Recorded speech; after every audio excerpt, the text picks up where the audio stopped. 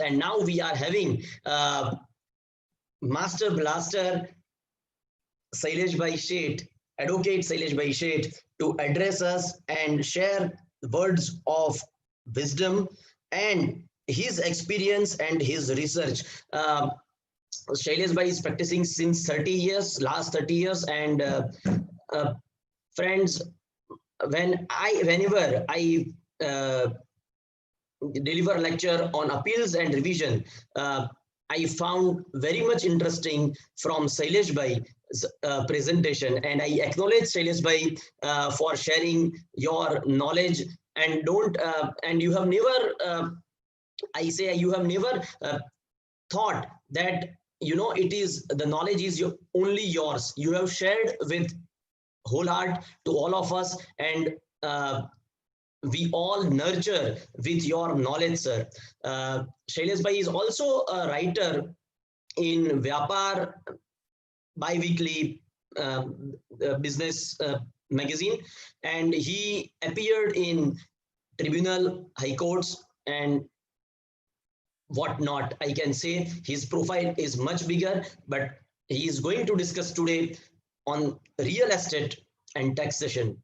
Sailesh Bhai, we request you to deliberate on your subject, and if time doesn't permit, then we also want that, sir, you spare some more time for us in coming weeks, so we have your full insights on the topic. So with these words, I request sir to deliberate and discuss. Shailesh Bhai said, sir.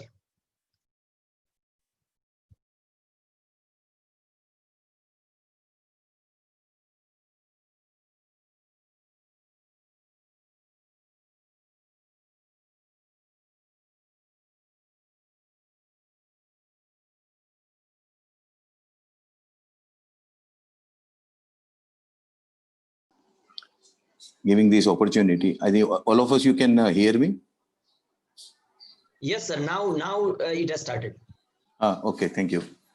So thanks to Ahmedabad branch for giving this opportunity to further refine my understanding of this very interesting and ever-boiling topic, right from 2004 under service tax days, when the real estate sector was first time brought under the levy of the service tax. Considering the constraints of the time, today I am focusing only on 4 issues which I would be taking up. This entire presentation branch will actually share with the participants and the members as per their protocol and practice. This has been very hurriedly prepared by me in just last one day. There are total 75 slides, but obviously there is no question of my going through each and every slide. This entire 75 slides also contain the important statutory provisions, as well as the constitutional framework and everything. So I'm sure the Sejad, you are there on the, somebody would be there to help me with the... Yes, sir, yes, you can say that whatever you want. And another thing, Bishan, for some reason, I am unable to see, myself in the box. Can you arrange it? I don't know. Shazad Bhai? Yes, sir. Can Sailesh sir see himself? In the box on the side? Yes, sir, you can see himself.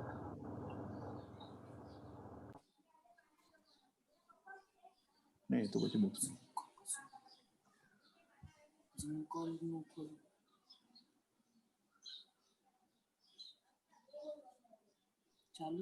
Sir, are you able to see presentation?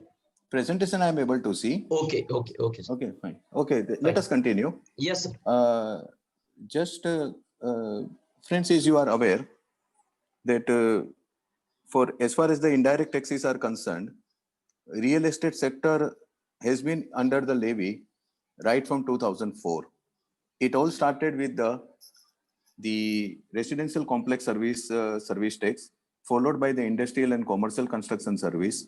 In 2007, it was works contract service. And then after negative list was introduced in 17/2012, there was all this distinction actually were done away with. But under the declared service, the construction service was declared as a taxable service. Works contract was separately defined under Section 2, subsection 119 of the Finance Act. And the same, more or less the same policy continued. However, the transactions which have been taking place under real estate sector have always remained the same. Joint development agreement, sale of the developed plots, landowner and the developer agreement, so redevelopment of the society. In like Maharashtra, there is a MADA and SRA project, Slum Rehabilitation Authorities project. Against that, the developer, the development rights sale, FSI, TDR, the coverage of the works contract service, the 1/3 valuation deduction of the value in respect of the land while paying the service, the validity of that 1/3 deduction. These are more or less the same. The issues of dispute which have continued to arise during the service tax regime. And as my other slide would have shown, that there are the disputes which have been, I had actually tabulated, they itself run into 2 slides. And it appears that the legacy continues even under the GST. And almost all the disputes have remained as alive and kicking the taxpayers, obviously, even during the GST regime. So it would be very essential to understand what was the scheme of the thing in the previous service tax regime, what change actually took place when the works contract service was brought into the picture, and thereafter, what was the scenario under the negative list. The third period, important period, is from 1/7/2017 when the GST regime was brought into the picture, from 1/7/2017 up to 31st March 2019. And after 1/4/2019, the new rate structure which has come via notification 3/2019, by which the parent notification 11/2017 was amended. So there are 4 major periods which one can actually go through for understanding the entire gamut of the issues confronting the real estate sector.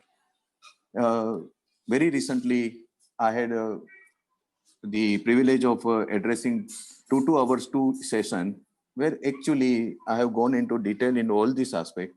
Today, as I said, we have a very limited time. I will come straight to certain issues. We will see some other time. We will see whether how much detail we can go into. But one thing is certain: if you do not understand how all the dispute have arisen, what are the basics and the past disputes, it would be very difficult to understand the present natures of the disputes and the issues which are confronting the real estate sector under GST. In fact, I would go to the extent of saying that the works contract concept, which actually got the statutory constitutional recognition after 46th Amendment in 1982, with the insertion of clause 29A in Article 366 of the Constitution of India. What was the background which led to the insertion of this new deemed sale concept through the constitutional amendment? What is this concept of works contract? Right from those Gannon Dunkerley days, one has to really understand to really have the proper idea about the present day controversies, but maybe some other time. Coming to GST, friends, today's topic is the taxation of basically immobile property, FSI development rights, GST, and the interplay of GST with other enactments. As you are aware, GST was brought through the constitutional amendment of 2016, whereby Article 246A was inserted in Constitution, which is a mother source of the entire GST laws. Under Article 246A, Parliament, that is the Union, and the state legislatures have been empowered to impose the GST and to make the laws for imposing the GST on the supply of the goods or services or both. So the first and foremost thing we have to continuously keep it in mind throughout our discussion today is that constitutionally GST is a tax which is levied on the supply of goods or services or both. Simultaneous amendments have also been made. Sejad, if you can just go into the constitutional framework slide, somewhere around 30.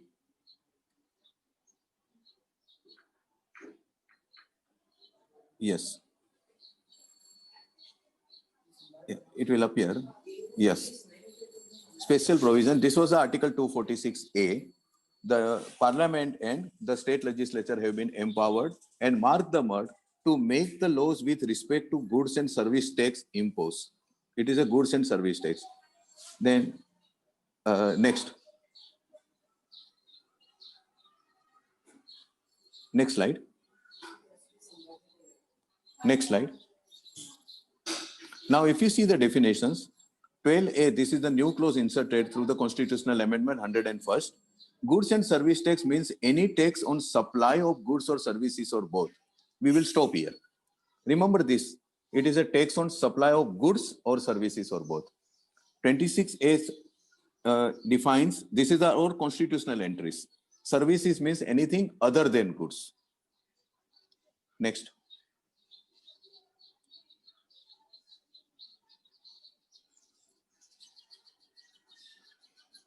Next, please. Okay, now you can move ahead. One after one slide.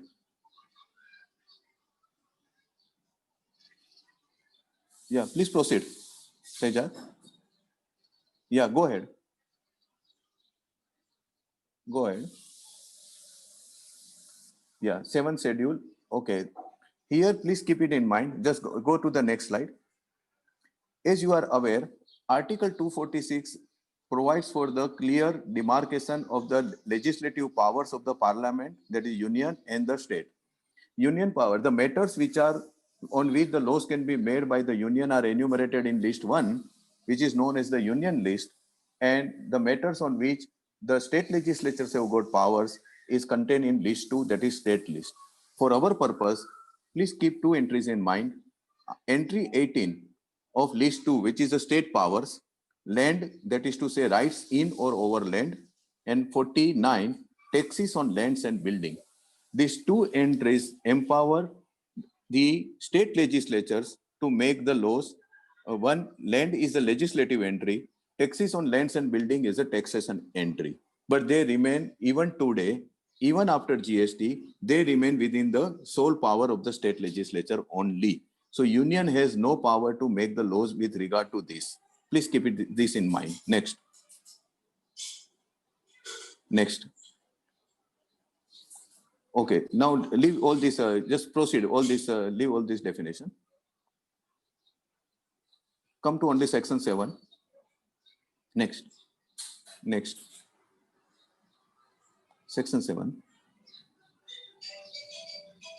Yes. Supply, as you are aware, is defined under section 7. It is an inclusive definition. Supply also says includes all forms of supply of goods or services or both. It is all forms of supply of goods or services or both. And then there is, by way of illustration, it is mentioned sale, transfer, barter, exchange, etc., etc. There are two conditions for which a supply becomes a taxable. It has to be for a consideration and it should be in the course or furtherance of business. These two conditions are prerequisite for before a particular transaction can be subjected to the levy of GST. Only in case of import of service, however, the business condition has been done away with, and in case of Schedule 1, consideration condition has been done away with. That is a legislative prerogative. Next. This is very important. Again, this entry will be extremely important for us today's discussion. Where certain activities or transactions constitute a supply with the provisions of subsection 1, they shall be treated either as supply of goods or supply of services as referred to in Schedule 2.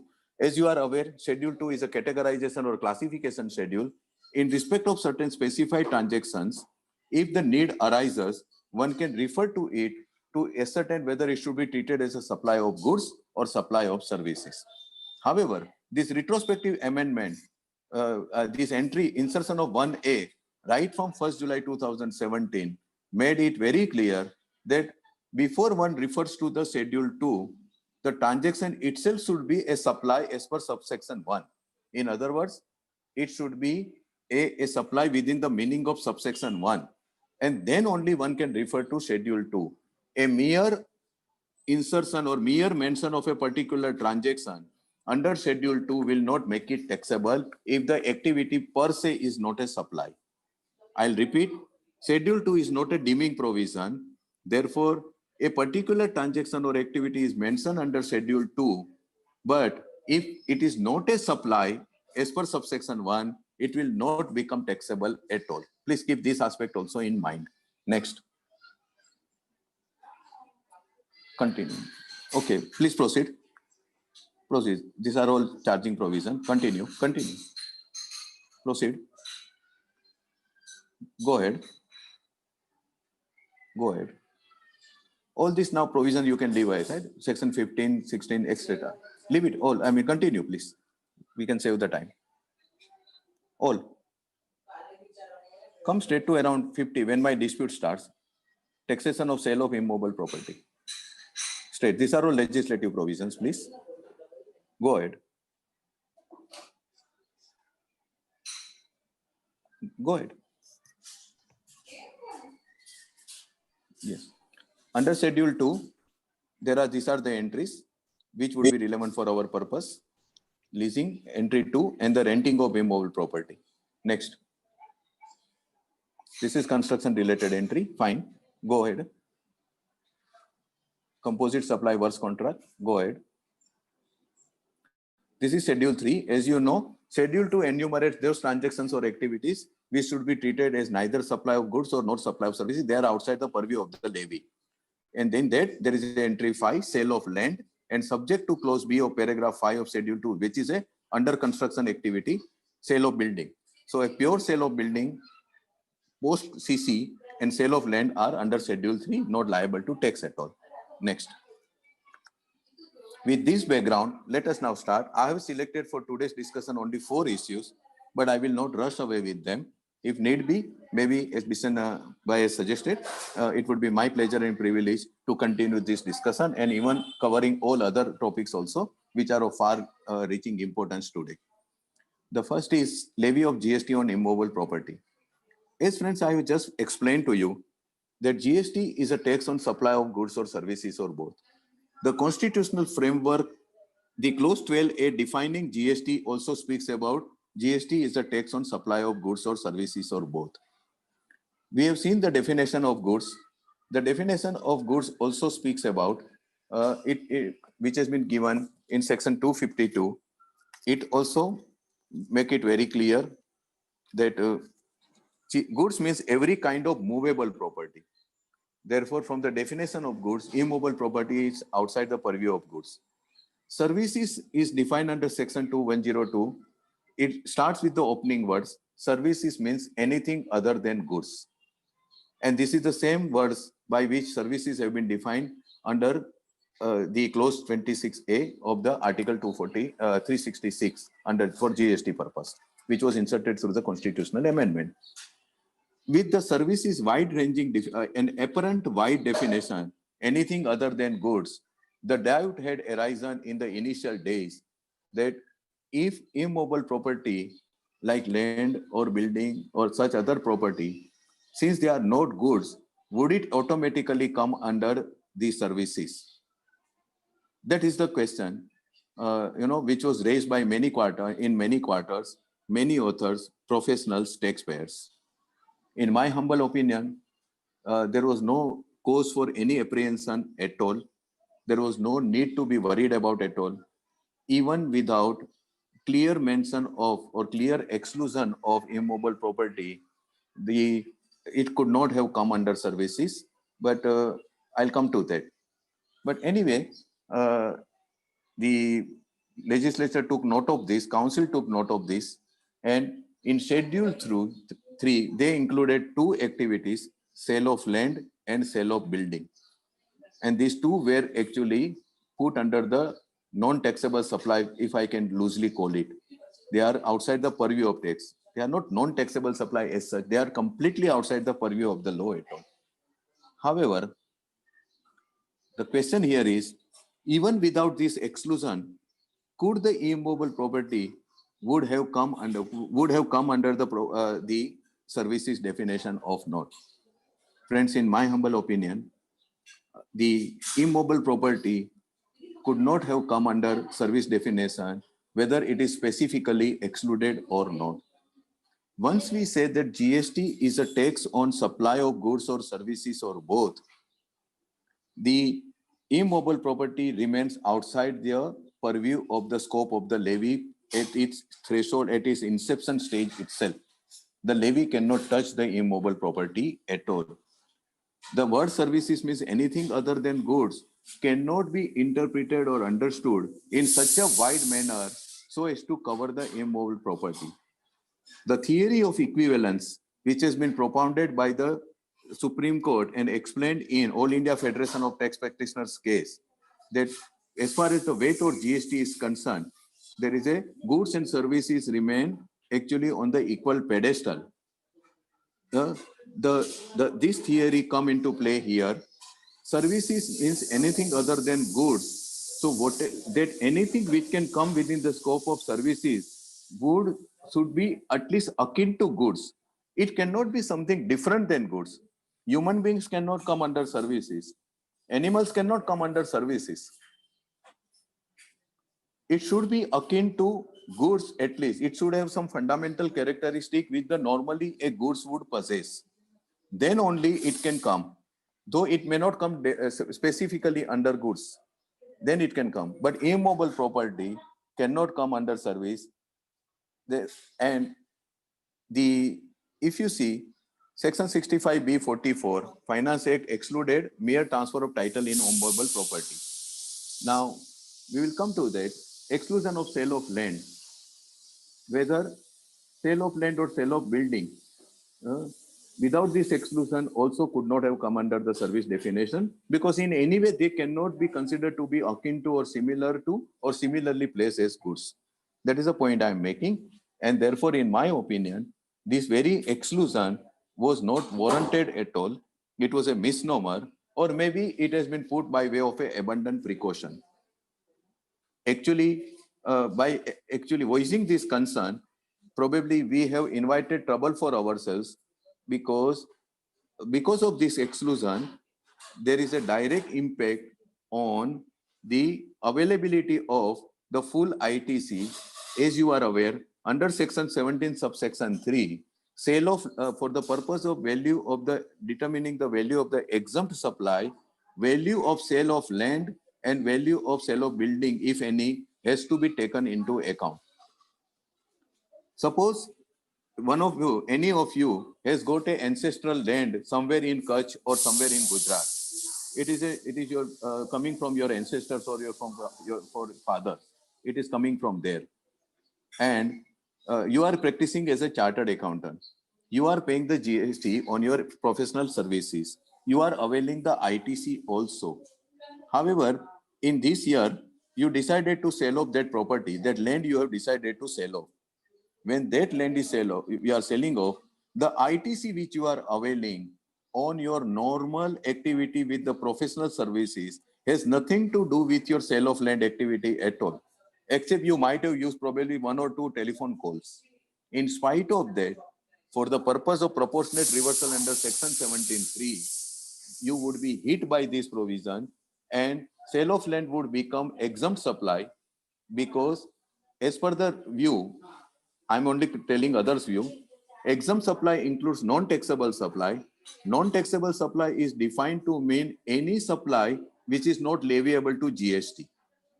In my opinion, non-taxable supply cannot cover Schedule 3 entry at all. But that is another point. It is a debatable point. That's a different point. I'm not going into detail on that.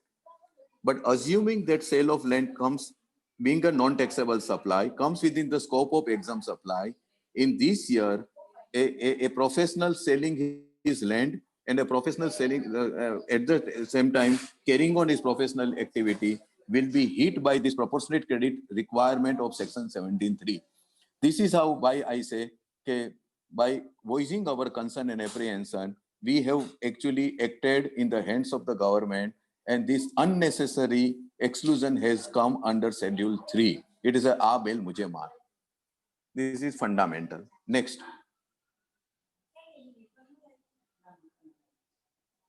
Next. Coming to the previous one, please. Previous. Let us look at it from constitutional perspective. As I said, Article 246 is the mother source for the GST levy. The constitutional division of powers of parliament, we have already gone into. Article 246 is the relevant article demarcating the legislative powers between union and the state.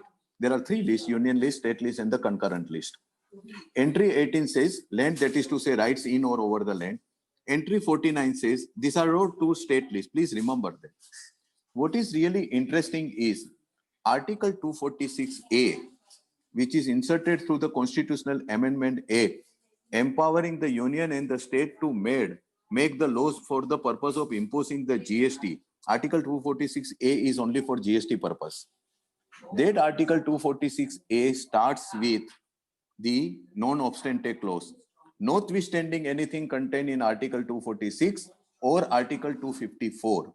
This is the non-obstante clause it starts with. What is Article 246? It is a demarcation of powers between union and the state. What is the power of the state as far as the land and immobile property like is concerned? That is entry 18 and 49. This comes within the taxes on land and building come within the purview of state under state list as per Article 246. But Article 246A overrides Article 246.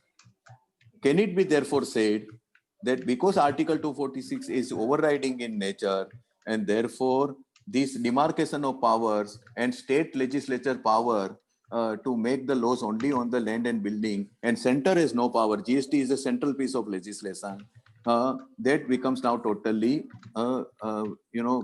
redundant, or totally now it has no relevance at all. In my humble opinion, no.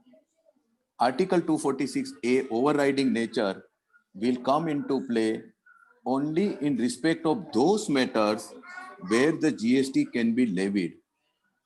If there is a conflict for the levy of GST, levying the GST on goods or services, and any entry in list 1 or list 2 or list 3, then Article 246A would prevail. Immovable property is outside the purview of GST, even outside the purview of Article 246A. Therefore, the power of the states to levy the GST on the land and building, or to make the law imposing the tax on land and building, remain unaffected even by Article 246A.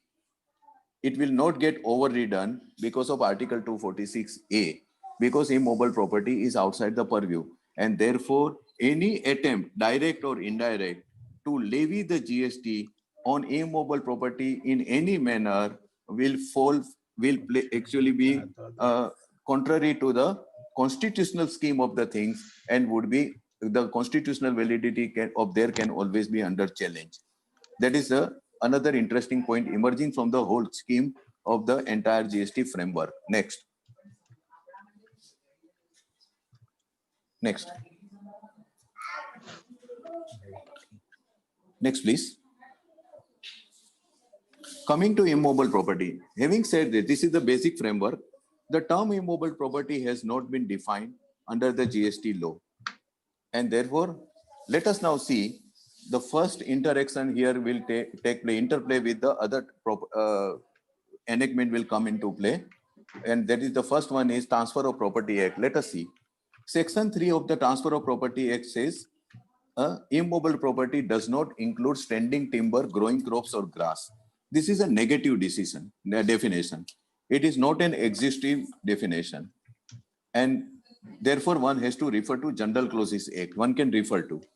General Clauses Act defines immobile property shall include land, benefits to arise out of land, and things attached to the earth or permanently fastened to anything attached to the earth.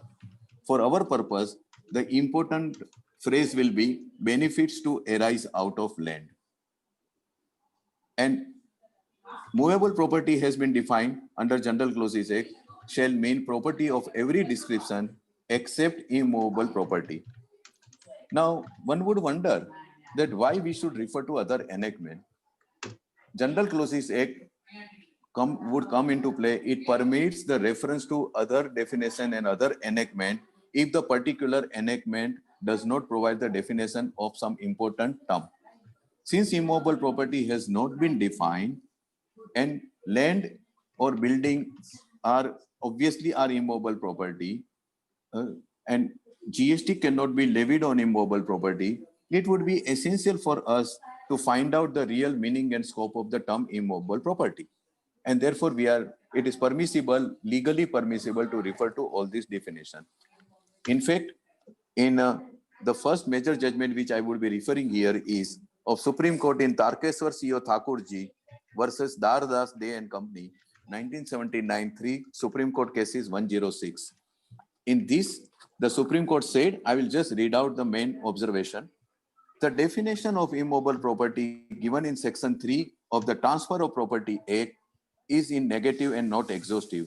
Therefore, the definition given in Section 326 of the General Clauses Act will apply to the expression used in this Act, except as modified by the definition in the first clause of Section 3. According to the definition under General Clauses Act, immovable property shall include land, benefits to arise out of land, and things attached to the earth or permanently fastened to anything attached to the earth.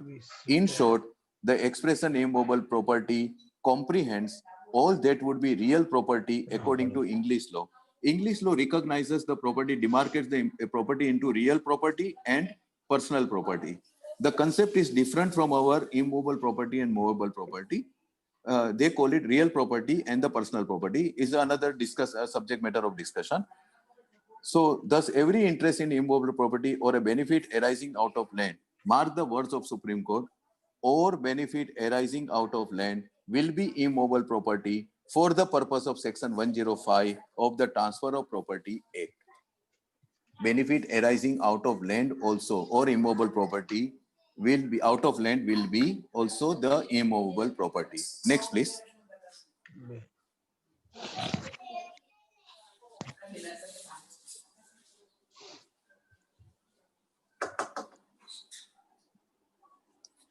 Registration Act, immovable property defines includes land or other benefit to arise out of land.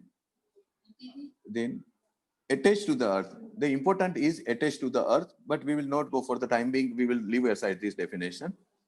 Next.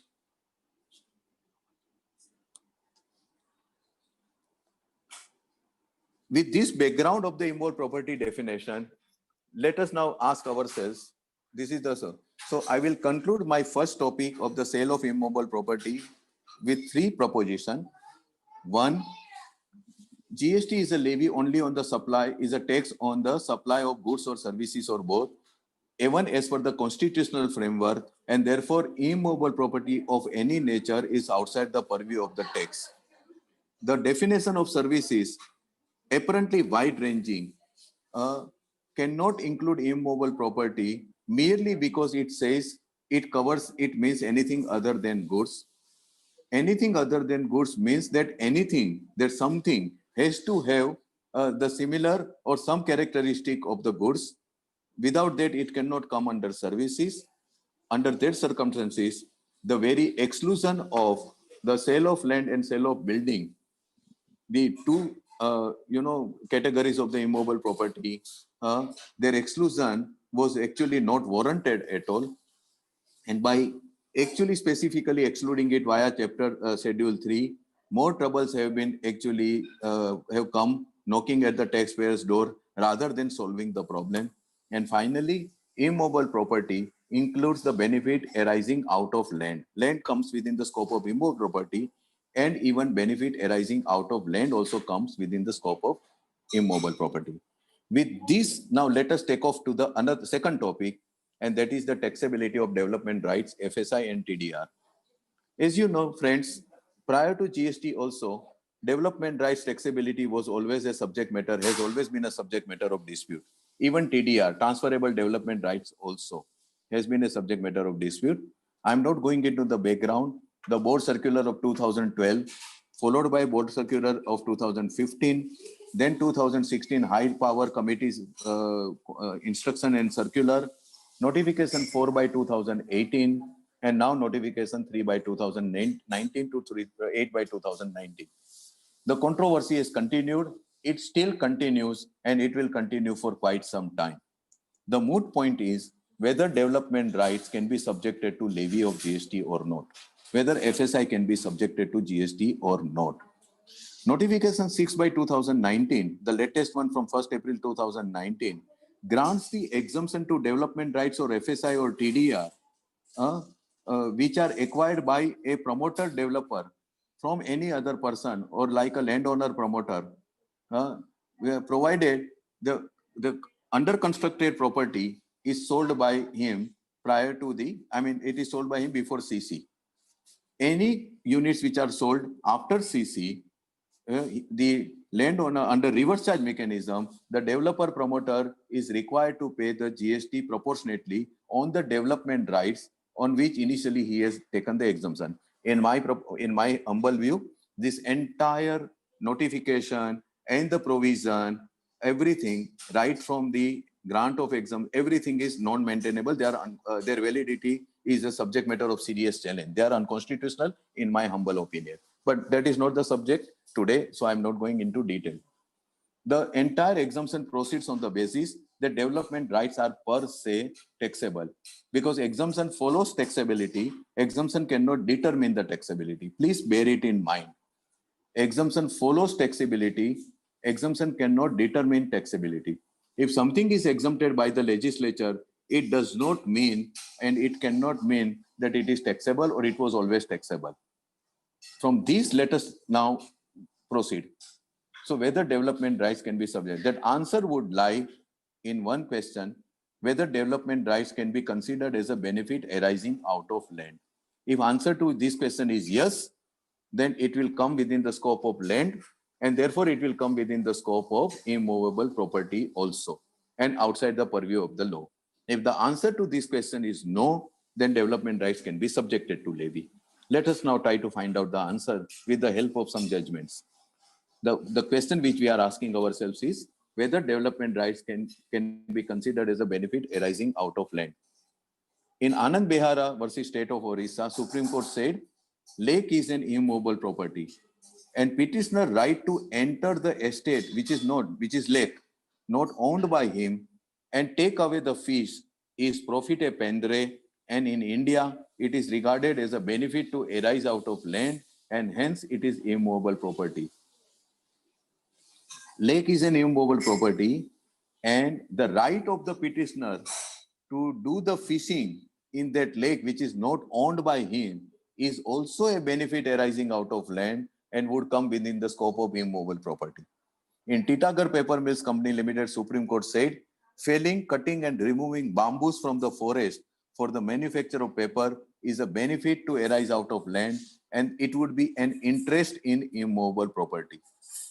In a very interesting judgment in Bibi Sayeeda versus State of Bihar, Supreme Court said, congregation of buyers and sellers is enough to constitute a bazaar, and the right, the right to hold a bazaar is an interest in land, and therefore that right is an immovable property. Next slide, please. Before we proceed, let us also understand the meaning of word sale, because what is excluded under Schedule 3? Sale of land and sale of building. What is sale? Section 54 of Transfer of Property Act defines the sale is a transfer of ownership in exchange for a price paid or promised, or part paid and part promised. Supreme Court in Motor and General Store said, sale is a transfer of ownership in immovable property for a monetary consideration. In other words, sale is an irrevocable and permanent transfer of title in property or an interest therein, Now, if sale of land is excluded under Schedule 3, I will not go to the extent of immovable property. Let us say sale of land is excluded. Benefit to arise out of land also comes within the scope of land, and then comes within the scope of immovable property. And if there is an irrevocable and permanent transfer of development rights, can it be said that it is a sale of interest in land or benefit arising out of land, and therefore it is a sale of land? Please bear it in mind. This is the question right now we are considering. This is the issue we are considering. Next, please. Definition of land also includes benefit to arise out of land. Both these definitions. There are others also, but I have just cited two definitions. Please, next, please.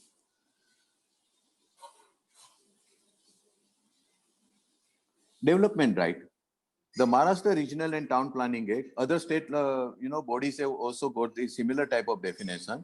It defines floor space index, the quotient or the ratio of the combined gross floor area to the total area of the plot.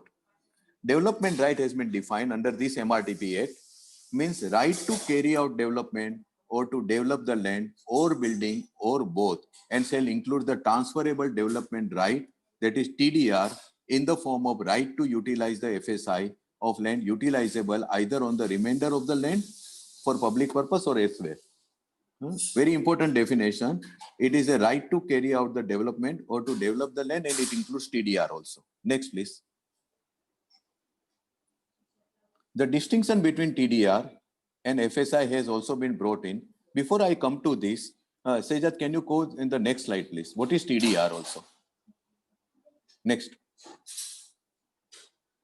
Next. Next. Next. The concept of transferable development right actually was evolved in 1913 in United States of America, and it has been since adopted across the globe by almost every country, basically to decongest the highly congested metro cities and to ensure the planned development of the congested cities, and at the same time to provide or promote the public amenities and utilities for the large number of population.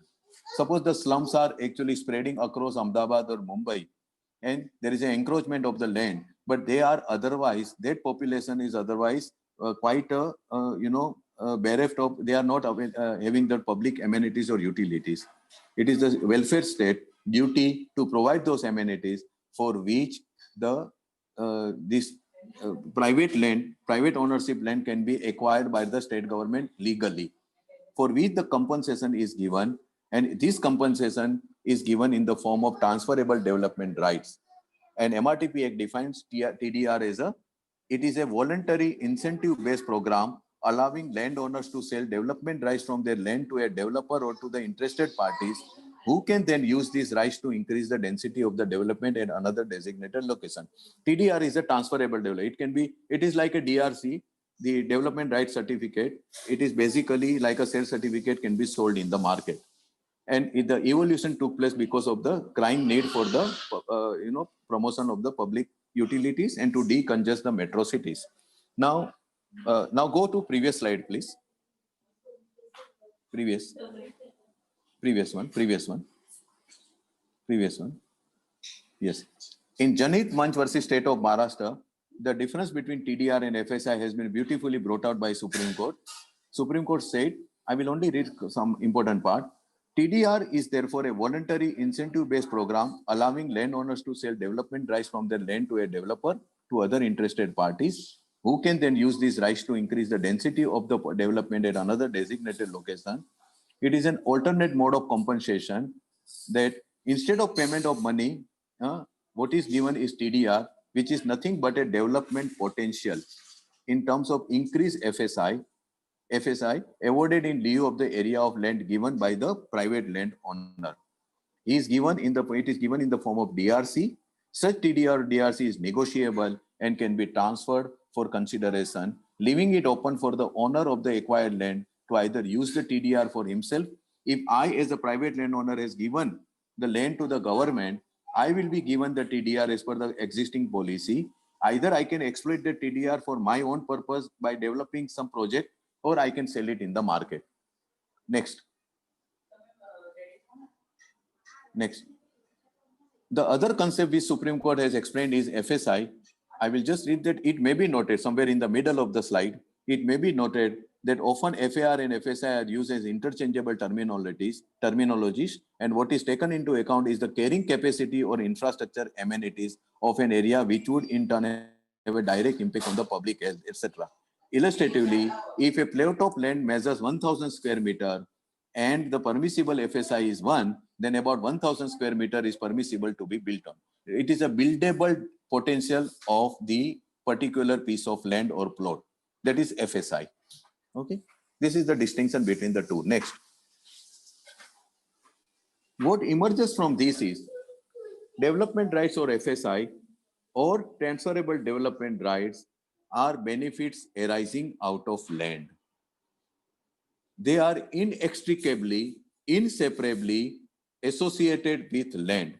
But for the existence of the land, neither development rights nor TDR would come into existence. They owe their birth, both development rights and TDR owe their birth to the existence of the land only. That being the case, Bombay High Court judgment becomes relevant. Development rights being a benefit arising from the land must be held to be an immobile property. Followed in Sadodai Builders, same judgment, Bombay High Court followed. In Girnar Traders, it was said by Supreme Court, land development right is a right to carry out development or to develop the land or building or both. You can see the other two judgments also, which I've given the citation. Next. Now, development right, however, is only one of the right associated or emerging from the land. We have to keep it in mind. Ownership in land and my development rights, which I am owning because of my ownership of the land, both are absolutely different. It is only one of the rights. It has been now established legal position that a right in the ownership right, the right in the land is a bundle of right. As you see, Kenbeck Financial Services Supreme Court said that the word title generally used in the context to the property means a right in the property. Title in a property connotes a bundle of rights subject to prohibitory or regulatory statutes. Such rights are capable of being transferred. It can be right to possess, it can be right to lease, it can be right to rent out, it can be right to easement, it can be right to enter, it can be right to license, it can be development right. Each of these rights constitute a bundle of rights associated with my ownership of the land. The word title is again much larger, wider than the ownership. I can transfer the title without transferring the ownership. What is important is I can transfer the development right without transferring the ownership of the land. And that is permissible. And this is, I am now not reading the Sunil Siddha advice. These are all before you in the slide form. You can deliberate upon this, think over this. So therefore, what we are now arriving at, development right or TDR is a benefit arising out of land. It owes its existence only to land, but for the land, these rights would never come into existence. And as an independent right, as a separable right, it is permissible for me to sell it in the market. A landowner can waste the land development rights in a particular contractual arrangement with the developer also. That permanent, irrevocable transfer of development right constitutes the sale of land because benefit to arise out of land is covered within the scope of the land definition, and land itself is covered within the scope of the immobile property definition. And the series of judgments have taken the view that development right is a benefit arising out of land, and therefore it is an immobile property. And that being the case, it cannot be subjected to the levy of GST. Next. Next. And if you see the treatment of TDR also, under Income Tax Act, transaction involving sale of TDR is considered as a sale of land and exigible to long-term capital gain tax. Under Indian Stamp Act, there are transfer of immobile property, registration is mandatory. There has to be an instrument registering the transfer, as well as stamp duty at higher rate is applicable. But for developer agreement, the registration is optional and stamp duty at a lower rate is payable. Next. Next. In the case of TDR, there is a separate entry under Indian Stamp Act. Registration has been made mandatory and stamp duty rate is equal to that applicable for the transfer of immobile property. So under Income Tax Act, And under Indian Stamp Act also, TDR is regarded, transfer of sale of TDR is regarded as akin to sale of land or sale of immovable property only. The sum and next please. I'll come to this. So the previous slide, please. So the conclusion which I am arriving at is that development rights or TDR, being the benefit arising out of the land, are covered within the scope of the term land as defined under different enactments. Land is obviously covered within the scope of immovable property. Since GST cannot be levied on immovable property, therefore no levy of GST can be actually imposed on the TDR or development rights which are irrevocably and permanently sold by a person, a landowner, or the one person to another person, or developer to another developer, TDR like. And even if we stop at sale of land, somebody may ask, the word sale of immovable tree is not written in the schedule 3, only sale of land is written. Doesn't make any difference. The immovable property is a genus of which land or building is a species. Even if we proceed on that basis, the word land itself covers, is defined so as to cover benefit arise out of land. Therefore, schedule 3 entry, even if it is not mentioned, sale of land or benefit arising out of land, there is no need to mention that. Land itself is an expression. That expression is defined to cover benefit arising out of land. And therefore, because some views have been expressed in the professional quarters, that because only land is mentioned, benefit to arise out of land cannot come within the scope of schedule 3 entry 5. I humbly disagree with this view. Every such expression need not define each and every component which would cover within the scope of the expression. So legislature is not required to say land or benefit arising out of land, etc., etc. Land itself covers benefit arising out of land as defined under various enactment, and therefore, again to reiterate and conclude, this goes outside the purview of the levy of GST.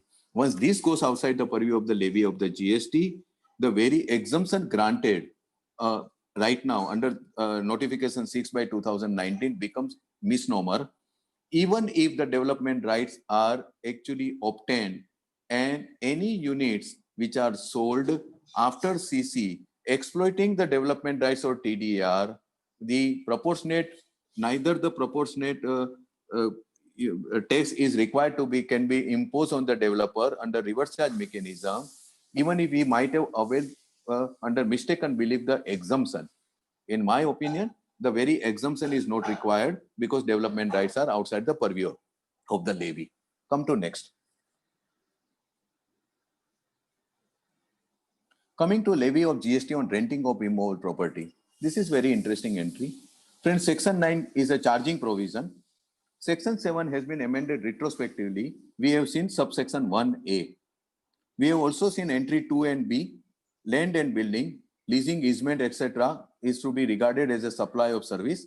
Entry 5A, renting of immovable property.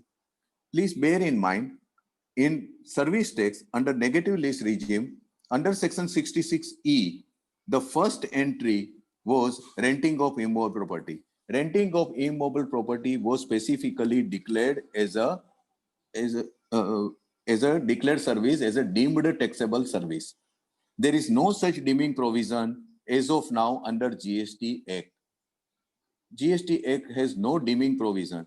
The two deeming provision under section 7 supply is one, the import of service for a consideration, but whether or not for the business, and activities mentioned under schedule 1 without consideration. These are two deeming provision. Schedule 2, I repeat, is not a deeming provision.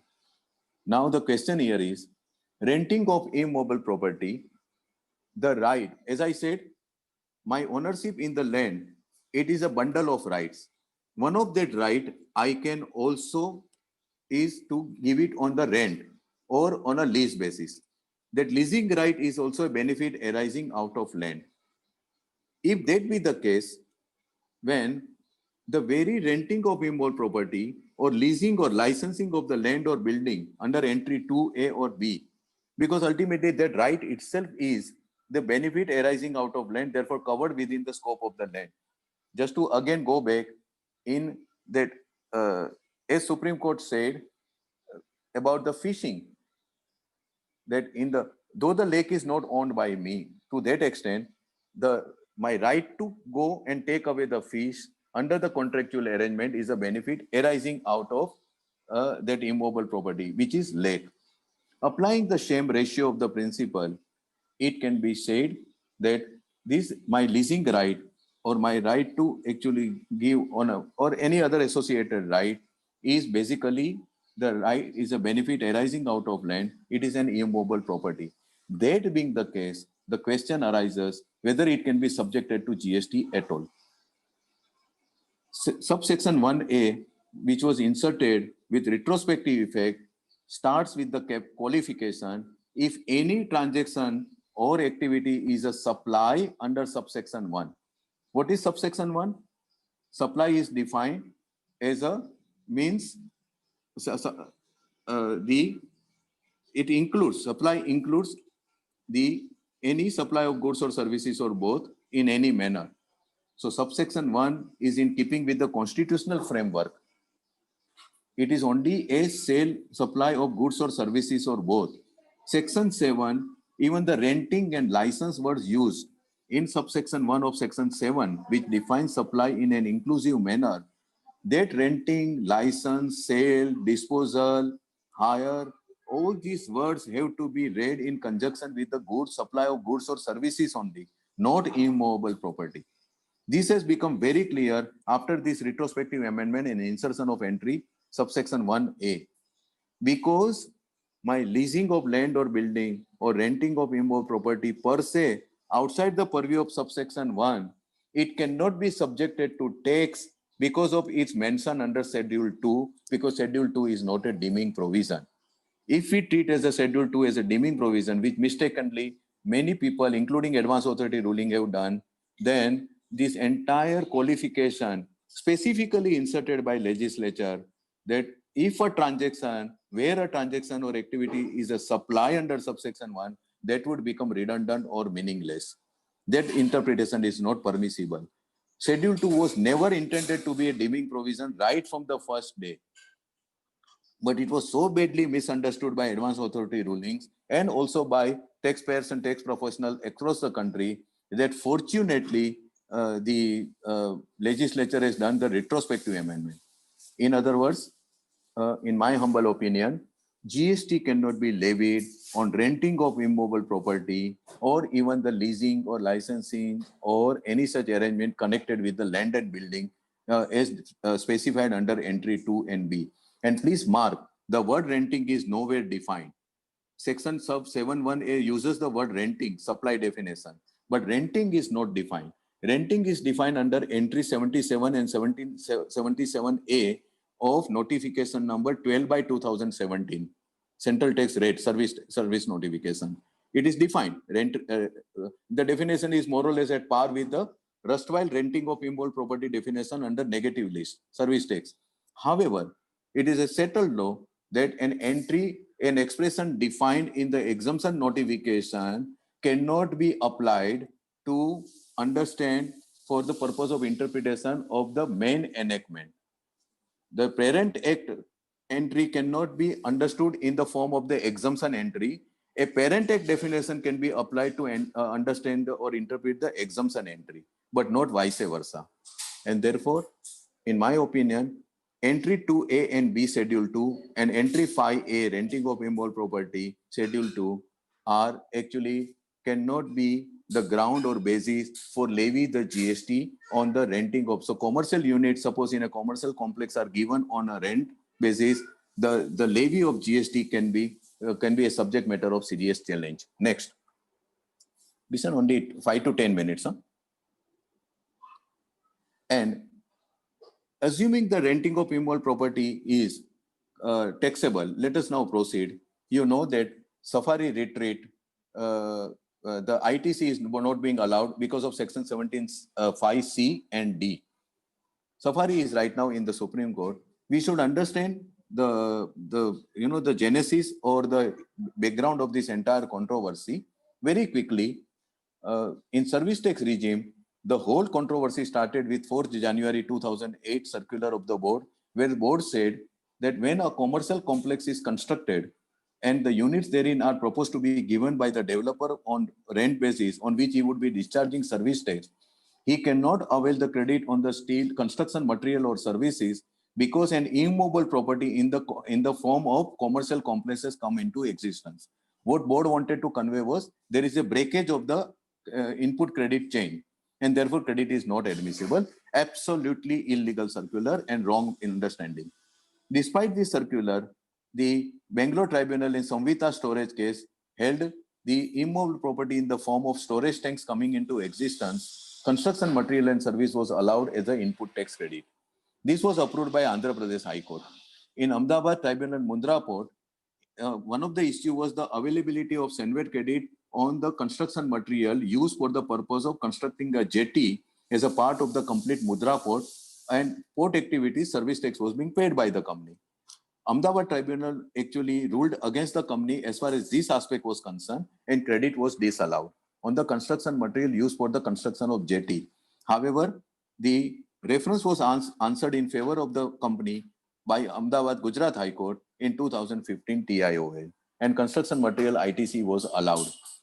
The following, then there are other judgments also. After this controversy, in 2011, input and input service definition under 2K and 2L were completely amended under Senvet credit rules, and the credit was specifically restricted or prohibited on the input material and input service. Next. Interestingly, after this amendment in 2011, till 2017 GST came into force, there does not appear to be any serious challenge to this amendment, not allowing the Senvet credit on the construction material or service used for the purpose of, say, construction of the commercial complex in which the units are given on hire. Probably because of there is no challenge to this amendment restricting the benefit of Senvet credit, probably the policymakers or revenue felt emboldened, and they have continued with the same restriction even under the GST regime. And it is only under Safari Retreat that the Honorable Orissa High Court has read down that provision. Mind you, High Court has not declared it ultra virus. They have read down this provision and has allowed the credit on the construction material. This matter is now going to be the boiling issue because Supreme Court has admitted notices has been issued. However, there is no stay. And in today only, in another Bagmane developers case, a matter was listed for final hearing in the context of Safari Retreat before the Honorable Karnataka High Court. Maybe my colleague, my respected colleague and today's co-speaker and my partner as well, Mr. Raghuraman, who is arguing this case, may throw some light what happened today in the High Court. I have not been able to speak to him. So this challenge is very much on. Next. And this is my last point, levy of GST on the sale of the developed plot. This activity has been quite on rise in Gujarat, I know, and elsewhere in the country. And unfortunately, the problems have started coming up from the Gujarat AAR only, whereby there are 5 judgments: Mark Spaces Private Limited, Visit Builders, Dipesh, and there are 2 which I have cited. The point, please go to the next slide.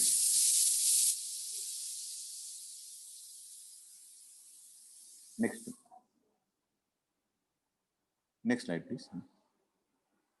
Yes, go back, go to previous one.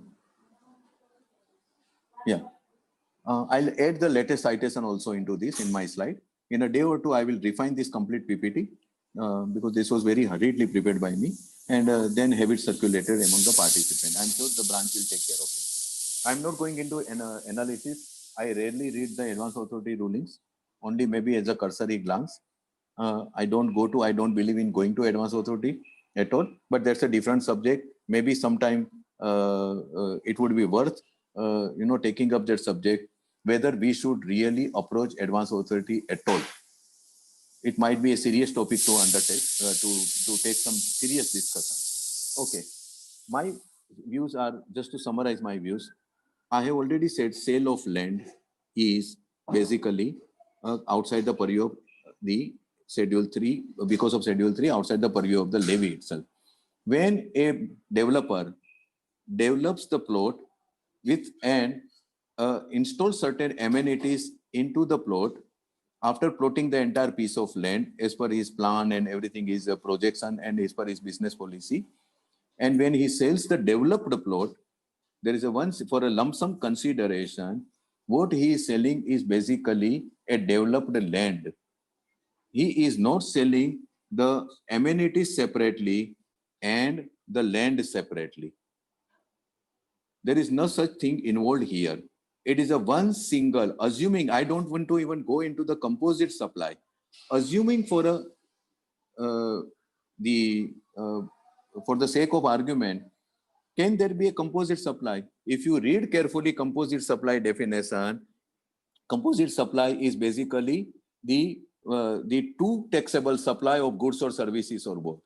Here, which are the two supplies? One is the land, which is immobile property, and another is the amenities. These amenities, even if one were to consider it as a service, the other component is an immobile property.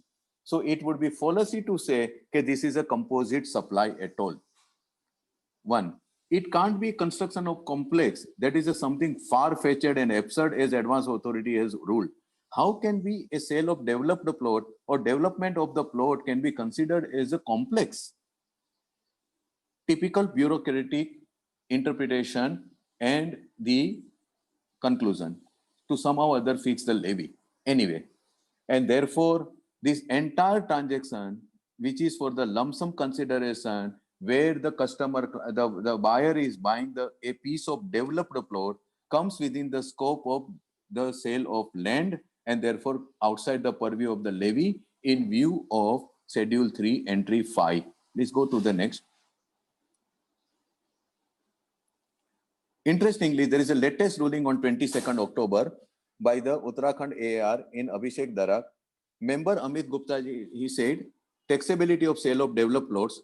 Sale of developed plot does not constitute the supply of goods or services and therefore not liable for GST. Next.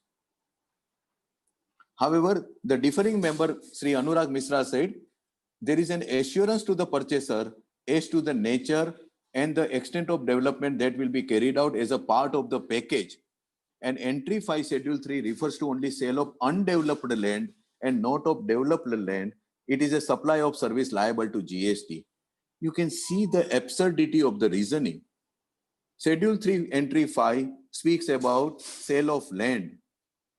It does not speak about, it does not actually describe what type of land. Is it permissible to add any description or adjective to the land? Any word, any qualification? Legally, the answer is no. The fundamental golden principle of interpretation is any entry in a provision or exemption notification or anywhere, an entry should be read as it is in the plain grammatical English sense. Nothing should be added, nothing should be subtracted. One should not go behind the intention, what legislature might have intended. Intention of the legislature cannot be looked for so as to interpret. The purposive interpretation comes into play in exceptional circumstances. The principle of purposive interpretation would come into play in the exceptional cases.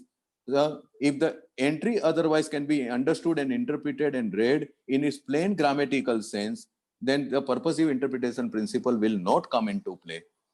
This is one of the judgment, 1978 ELT, Hemraj Gordanda, Supreme Court. And there are a host of judgments on this. So therefore, the learned member has completely erred in law and his reasoning against is contrary to the fundamental principle when he decided when the land was actually divided into undeveloped and developed land. There is no such thing which can be read into, and therefore unfortunately there is a difference of opinion anyway, but at least one member has said that this is not liable to tax. Now the matter has gone to AAAR. And the last one.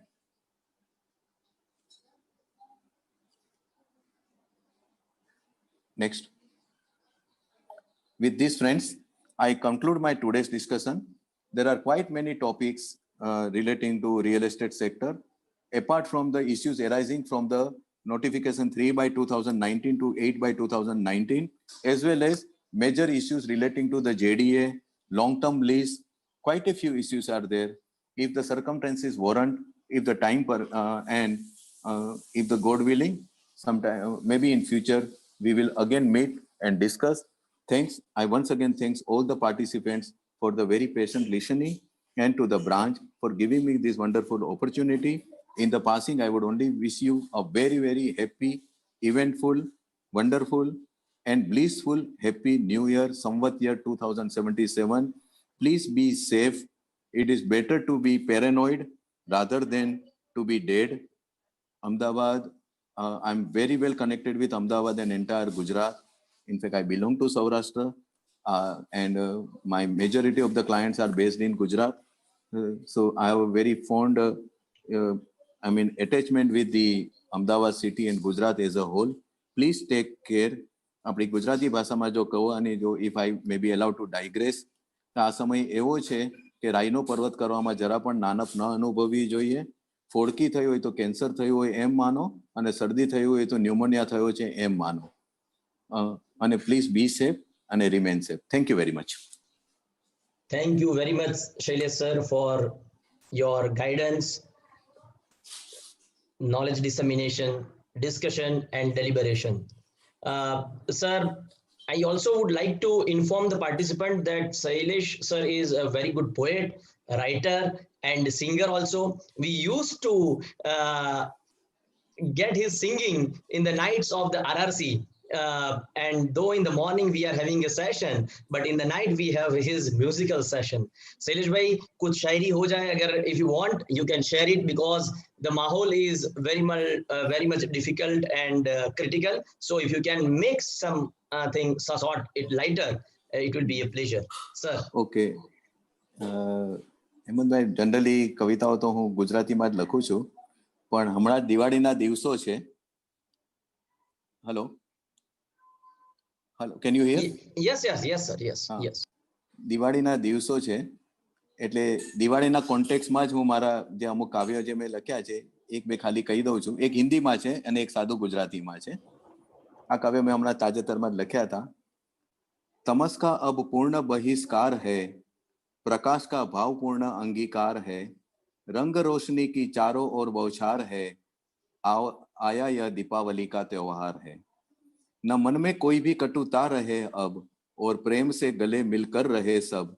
न कोई द्वेष न कोई तिरस्कार है, आया यह दीपावली का त्योहार है. न सताए तुम्हें कभी कोई निराशा, रहे हृदय में कायम एक आशा. समय की हर चुनौती का स्वीकार है, आया यह दीपावली का त्योहार है. सारे शिकवे गिले पीछे छोड़ आए, अपने और पराये का यह भेद मिटाए. शैल नूतन वर्ष का यही व्यवहार है, आया यह दीपावली का व्यवहार है. અને એક બીજું જે કાવ્ય ખાલી ગઝલ છે, આમાં દિવાળીના કોન્ટેક્સ્ટમાં છે. then we will conclude કે કોડિયું પ્રેમનું જો જળ હળે તો ખરે જ દિવાળી. કોડિયું પ્રેમનું જો જળ હળે તો ખરે જ દિવાળી. વેર પરસ્પર ના જો ટળે તો ખરે જ દિવાળી. અંતર શક્યતા રહી જાય જો હાથથી હાથ મળે. અંતર શક્યતા રહી જાય જો હાથથી હાથ મળે. અંતરથી અંતર જો મળે તો ખરે જ દિવાળી. ભાવ શબ્દમાં સદા ક્યાં વ્યક્ત થાય ભલા. ભાવ શબ્દમાં સદા ક્યાં વ્યક્ત થાય ભલા. કોઈ મૌનને જો સાંભળે તો ખરે જ દિવાળી. ચાર રસ્તાની વચ્ચે કકડાટ છોને કાઢ્યો. ચાર રસ્તાની વચ્ચે કાળી ચૌદસ. ચાર રસ્તાની વચ્ચે કકડાટ છોને કાઢ્યો તમે. કંકાસ ભીતરથી જો ટળે તો ખરે જ દિવાળી. છોડ આનંદની ઉડે પણ કોઈને ઉદાસ જોઈ. છોડ આનંદની ઉડે પણ કોઈને ઉદાસ જોઈ. હયું આજો ખળબળે તો ખરે જ દિવાળી. શૈલ સમજણનો ઉગે સૂર્ય સંબંધના વિશ્વમાં. શૈલ સંબંધનો ઉગે સૂર્ય સંબંધના વિશ્વમાં. રાત ગેરસમજની જો ટળે તો ખરે જ Diwali. Thank you. Thank you so much Shailesh ભાઈ. અને ખૂબ જ સુંદર, જાણે નવા માહોલમાં પહોંચી જઈએ એવું લાગે આપણને. Thank you very much sir for deliberating, discussing and sharing your views on behalf of Ahmedabad branch. We are thankful to you.